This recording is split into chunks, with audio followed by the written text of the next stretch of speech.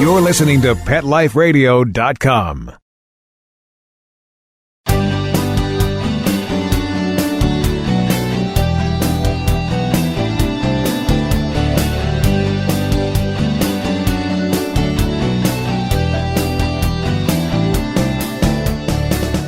Welcome to Max A. Pooch's Awesome Animal Advocates on Pet Life Radio. I'm your host, Keith Sanderson, animal advocate, writer, and human companion to Max A. Pooch, canine crusader for animals and the environment. Max and I thank you for joining us, and we dedicate this episode, as we dedicate every episode, to those amazing people who work to save the lives and/or improve conditions of companion, domestic, or wild animals. Our guests today are Bonnie Plafke, Director of Operations, and Melissa Sorkin, Director of Public Relations for Dogs on the Move.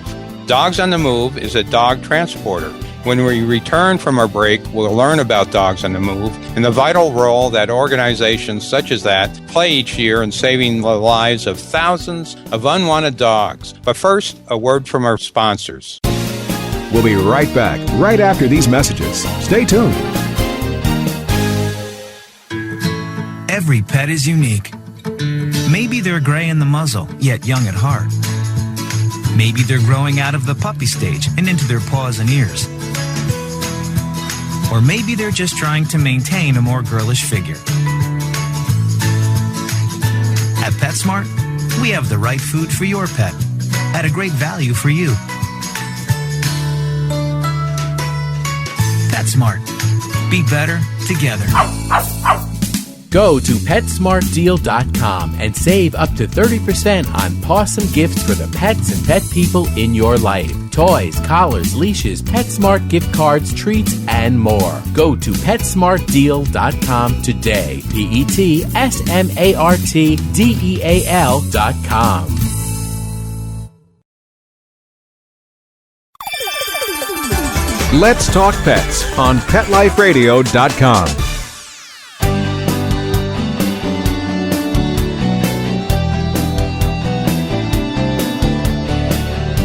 Welcome back to Max A. Pooch's Awesome Animal Advocates, and our guests today, Bonnie Plafke and Melissa Sorkin of Dogs on the Move.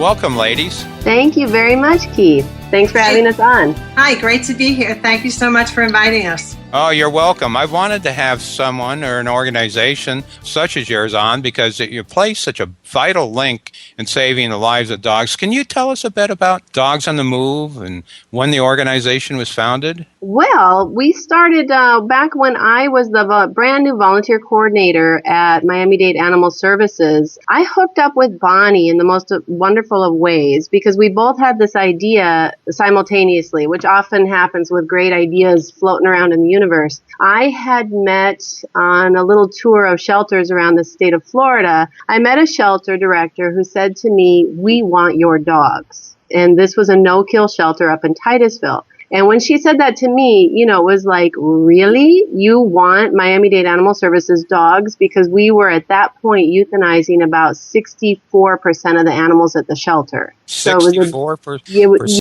It was a huge amount of dogs and cats that were being euthanized on a daily basis when I started working there. So this to me was like a whole light that flashed on, and I went to the brand new shelter director, Alex Munoz, and mentioned to him that I was interested to help with a project like that. When he met with Bonnie, and Bonnie, you can talk about this if you want, but Bonnie had already had experience fundraising and transporting dogs out of Florida doing her rescue work. When she met with the shelter director and she let him know that she was also interested in helping transport dogs and especially helping on the fundraising end, he said, bingo, let me get Melissa and Bonnie together. And this was 2 years ago. So when that happened, we sat down in front of the shelter on a park bench, and we just sat there and we hashed it out. We talked about everything that probably could and would go wrong. And we talked about all the good we could do with it. We talked about every sort of eventuality and possibility, and we decided that we wanted to go for it. And,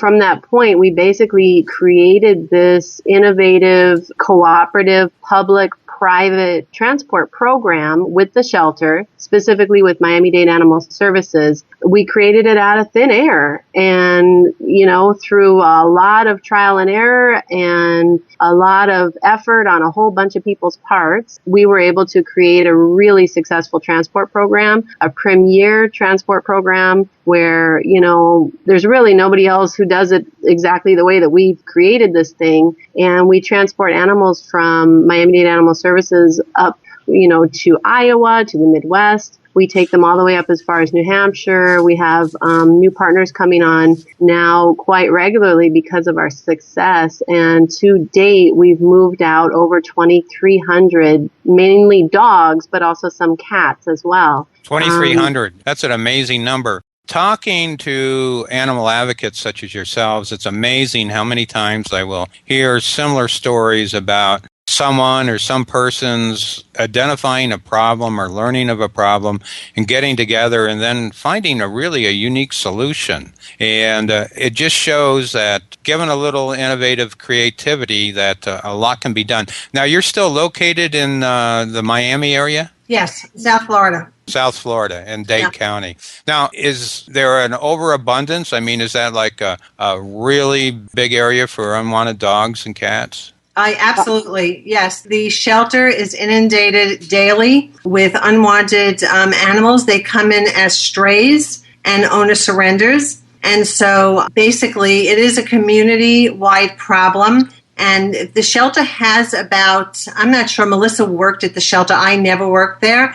But I believe they have about 260 cage space or stalls for the animals. And right now, I think there is about 400 animals, dogs mostly, in the shelter. So basically, what are they going to do with the animals? If people do not come in and rescue them or adopt them, they will be euthanized. So we really needed to think of a way to move massive amounts of dogs and do it cost effectively. And as Melissa was saying to you, when I had transported dogs out, and that day when we sat on the park bench, I had to think of a way to do it in a cost-effective manner because the 3 dogs that I transported out a few months before I met Melissa, it was so costly.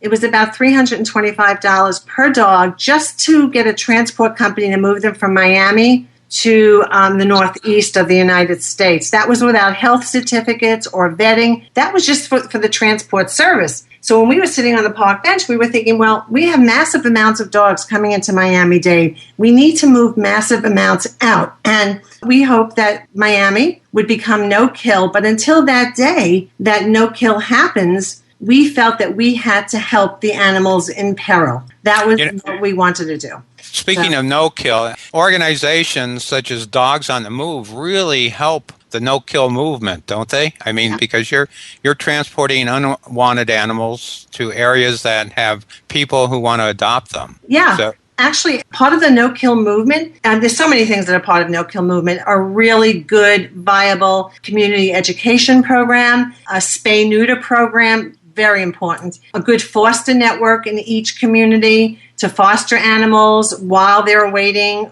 adoption and so forth, placement, and of course transport. So you can move dogs from areas that have many copious dogs to areas that need animals, that are short of certain animals, certain breeds, certain types of animals. So transport comes into play in the no-kill equation as well. Maybe you can take us through, say you have a truckload of dogs or a van load of dogs. Take us through by the steps of what happens. You go to the shelter and you pick up the dogs, or do you select them, or what? Bonnie, if it's okay, I'll answer this one. Yeah, sure. The reason I'm laughing is because the actual layers involved in getting just like, even if you just followed one dog from the moment it was identified as a possible transport candidate all the way to where it arrives in Massachusetts or Iowa or wherever that dog is going and then moves on, of course, to its adoptive home. It's just mind-boggling. And I'm glad you asked, Keith, because most people have no idea. They often say to us, why don't you just throw that dog on the van? Okay. And, it's so incredibly complicated, and there's so many people involved in getting that one dog, only one dog on the van. It's incredible. So basically, we know our partners. We know the types of dogs that they can generally take. So we keep our eye out. We also keep our eye on the euthanasia list, and we see who's been there too long, who is not getting adopted, who's at risk, who has upper respiratory infection, which also makes them more at risk to be euthanized, that type of thing. So we'll be looking at all the different types of dogs in the shelter, but we try to focus on the ones who are maybe big, black, brindle, mixes, big puppies, types that have maybe some minor medical issues, things like that we know that our partners will take. So we have this dance with the partners, a relationship with them. And then we offer them those dogs, but we first have to meet them, temperament test them, take a look at their medical, any kind of questions that might be there. We need to get those questions answered about those dogs. And then we try and give the most transparent look at the dog to our partners so that they can make an informed decision whether they think that they're going to be able to place and find homes for those dogs. Be clear for our audience, your partners are dog rescue organizations up in, say, Massachusetts or in Iowa or places like that? Yeah, Yes. We work with 501c3 rescues that we have checked out through our shelter. So we have them, we kind of do a background check on each of the prospective partners that apply with our program. And then we also send them to no-kill shelters that have, a very strong no-kill policy, blah, blah, blah. We check them out as well. Those Melissa, are our let me just interrupt right here. Keith, how they're checked out, this is a cooperative program, one of the first of its kind with Miami-Dade Animal Services, which is county. And they have an enforcement division within their shelter. Their enforcement division, when we offer them a potential partner, their enforcement division actually checks out the partners for us. So documents are submitted, an application is submitted. It can take up to, a couple of days, up to a few weeks for a potential partner to be approved. And like Melissa said, they're only 501c3s or no-kill shelters. But they are checked through MDAS and the enforcement team inside, which is great for us. And it eliminates a lot of questions. And we usually go with what enforcement tells us. It is an extensive background check. Well, that's great. Hey, we need to take a break right now so we can hear from our sponsors. But when we return, I want to ask Bonnie and Melissa about an incident that stands out in their minds in transporting dogs. Okay, we'll be right back. We'll be right back, right after these messages. Stay tuned. Dyson. The new Dyson Animal Vacs are powerful bagless upright vacuums for homes with pets. Air muscle and radio root cyclone technology generates the strongest suction power to powerfully remove dust, dirt, and pet hair from the home or car. To order your Dyson Animal Vac, go to DysonDeals.com. DysonDeals.com to order your Dyson Animal Vac today. Dyson. Music to your ears.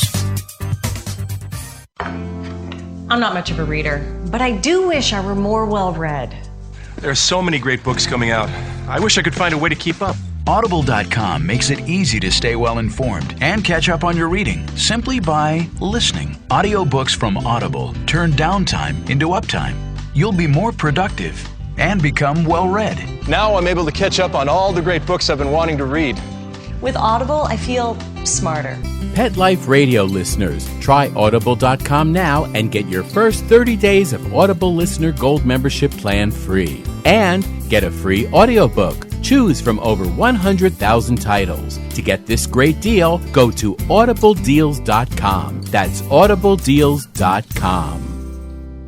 Hi, I'm Dr. Jeff Werber from Ask the Vets with Dr. Jeff here on Pet Life Radio. We want to hear from you. Listen in. We're on every Thursday, 1 o'clock Pacific Time, 4 o'clock Eastern Time here on PetLifeRadio.com. We are one of the only live shows on Pet Life Radio, and I'm here to answer your questions. So you can call in at 877-385-8882, or you can drop me an email to drjeff@PetLifeRadio.com, and hopefully we'll see you here on Thursdays. Let's talk pets. Let's talk pets On Pet Life Radio. Pet Life Radio. PetLifeRadio.com.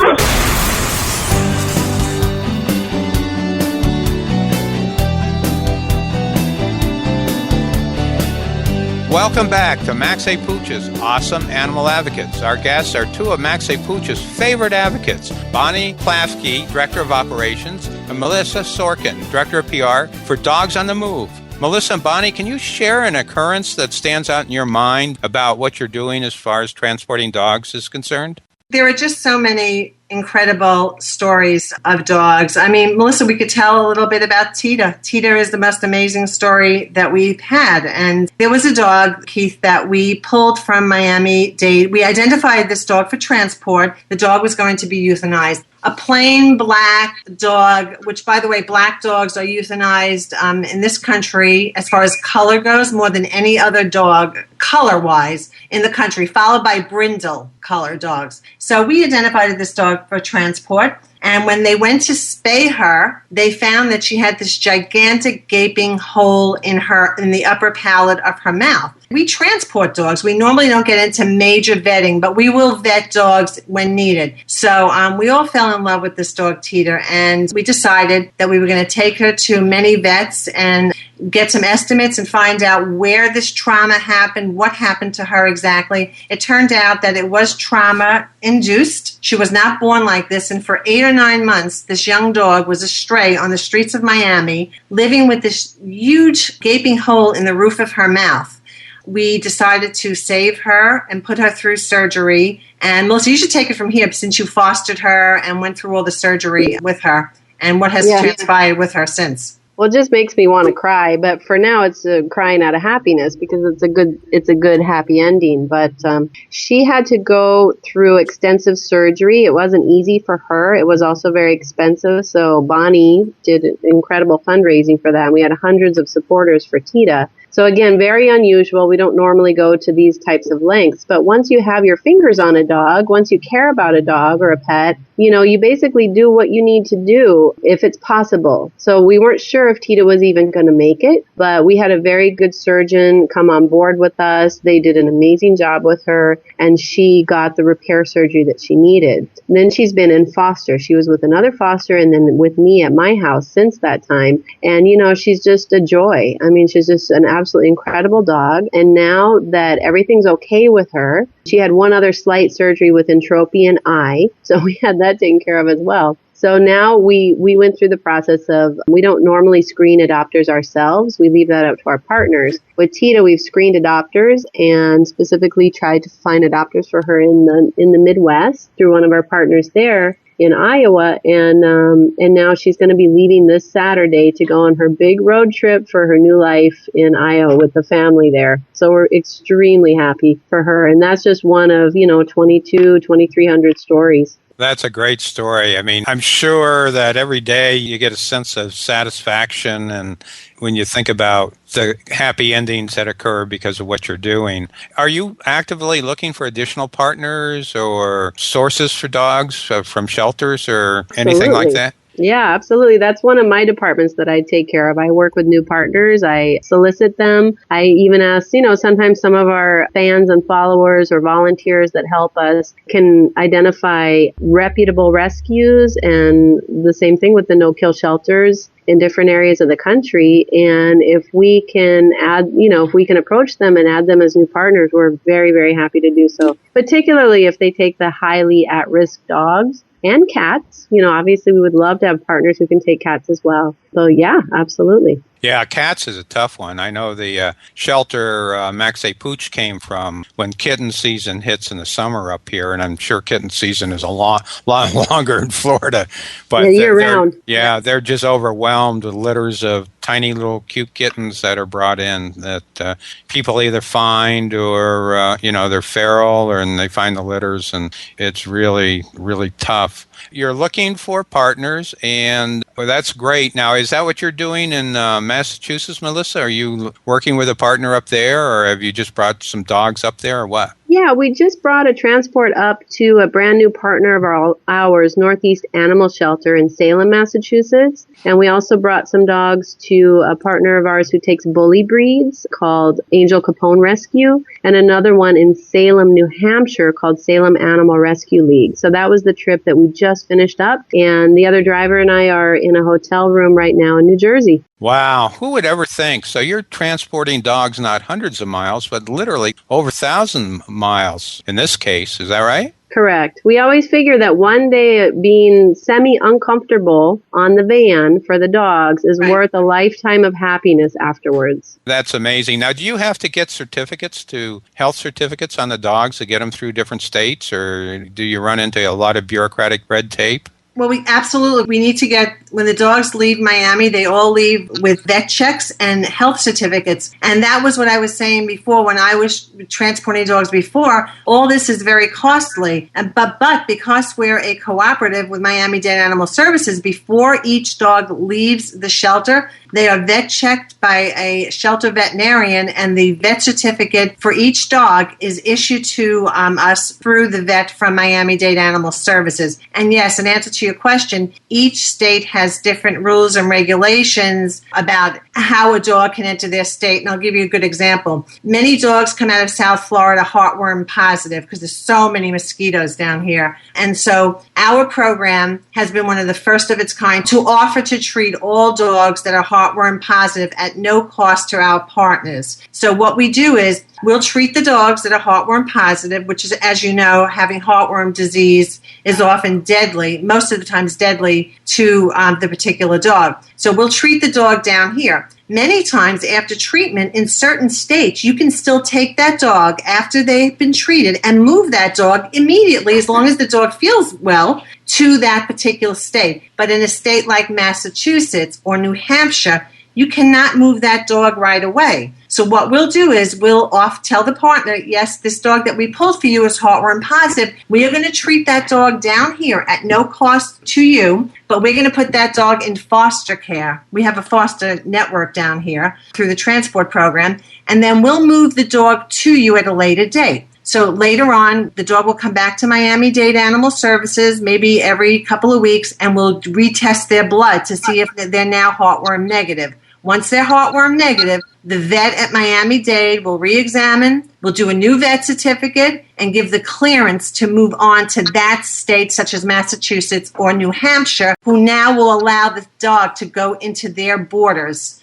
And the dog will then go into that state and be rehomed. We've had amazing success with this. And all the dogs we have treated for heartworm disease, I think we have Melissa can verify, 100% success rate. They've all come through heartworm negative. We are so proud of that because previously in Florida, if dogs were not treated for heartworm disease, they died. I mean, there's just so many mosquitoes here, and we just had to come up with a way to treat them. And we cannot thank Miami-Dade Animal Services enough for providing the treatment, and also a partner of ours previous to Miami-Dade called Animal Aid down here in Broward County was instrumental in getting this heartworm treatment on the move, so to speak, with us. Tamara Gibson runs that 501c3, and she and I came up with a plan to really treat heartworm positive dogs, and we have to thank her for doing that. She's just amazing, and what she did for the Miami dogs. That's really great. Now, do you have any current or upcoming projects that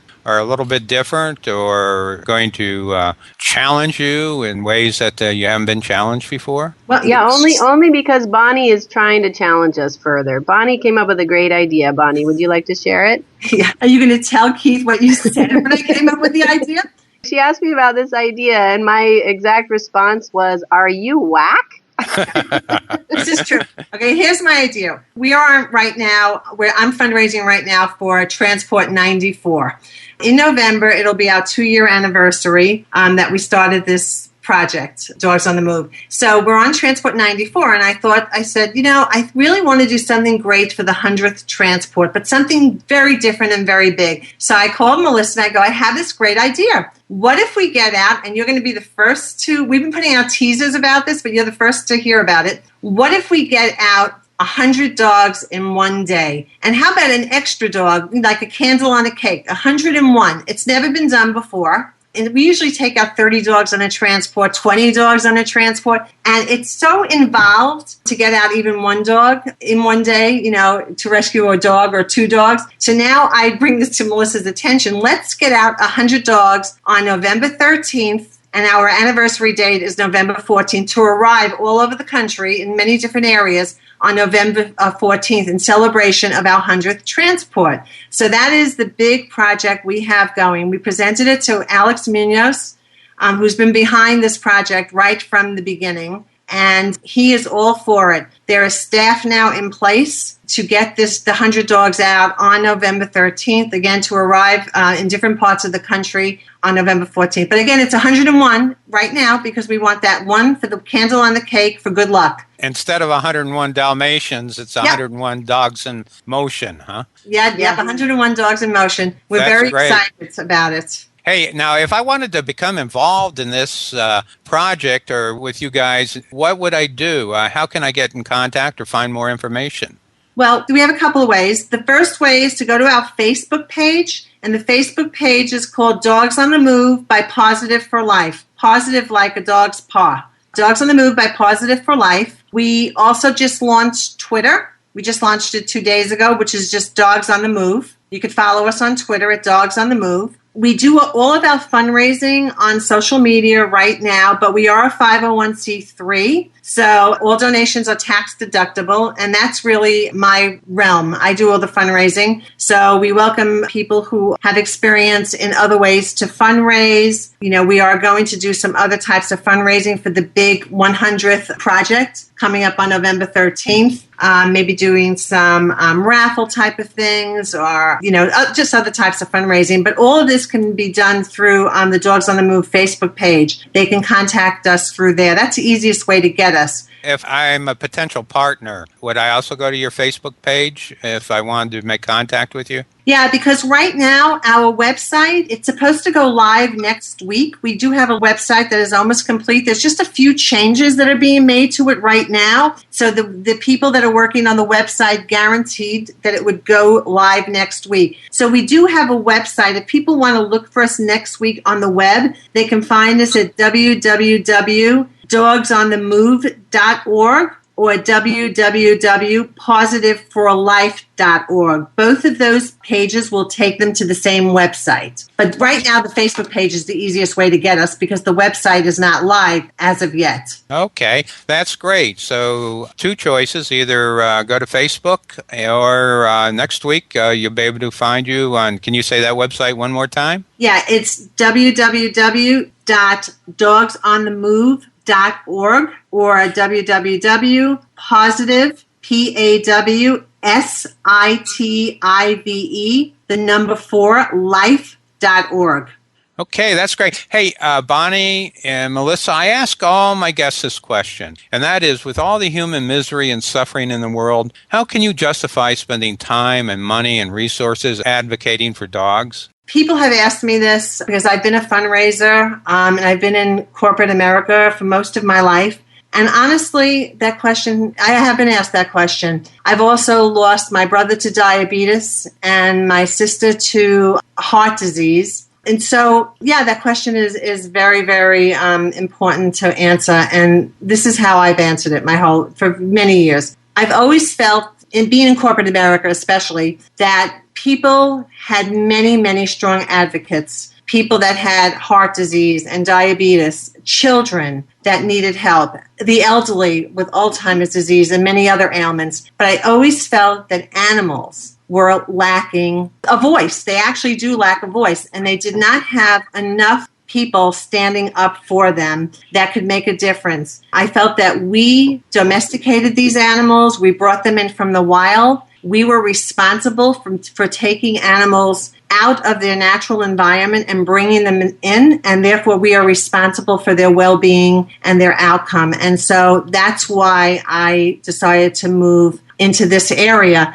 And plus, I've had animals my whole life. My dog, my beloved dog, lived until she was almost 19 years old. And as she was dying and getting the best care that you can imagine, we did not leave her alone ever. For the last few years of her life, we actually did 8-hour shifts in my family, my son, my husband, myself. I just felt that every animal should have that in their lives. And it just made me more resolute and stronger in my voice to be the voice for animals. Well, that's a great answer. That really is, and I do ask all my guests that question. I just find it so heartwarming, the humanity that's in the responses, such as the ones you've given. Now, is there anything else you guys want to share with our guests before we're almost out of time? Melissa? Well, the only thing that popped into my head, it goes back to things that people can contribute. Now, we are always looking for volunteers to help us. We're always looking for followers to like what we do and share and so on like that and support the vans as they're leaving.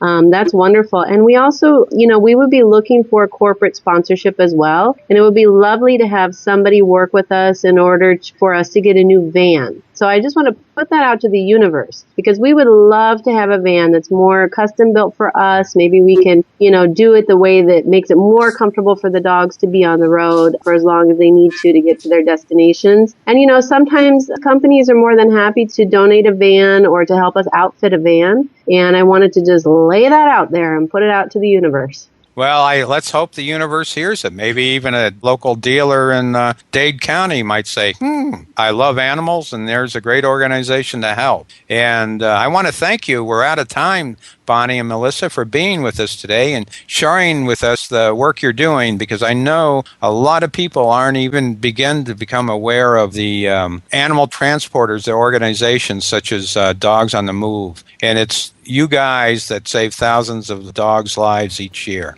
Thank you again. Thank you so much, Keith. A pleasure being with you. We want to thank you, our listeners, for spending your valuable time with us. You're all fantastic, and we hope you tell your friends about Awesome Animal Advocates. And a special thanks to Mark Winter, co-founder and executive producer of Pet Life Radio, and our sponsors for making this episode of Max A. Pooch's Awesome Animal Advocates possible. I'm Keith Sanderson, host and creator of Max A. Pooch's Awesome Animal Advocates, saying thank you to all those animal advocates who work so hard on behalf of those who can't speak for themselves. Max A. Pooch gives them 5 big, tail-wagging woofs.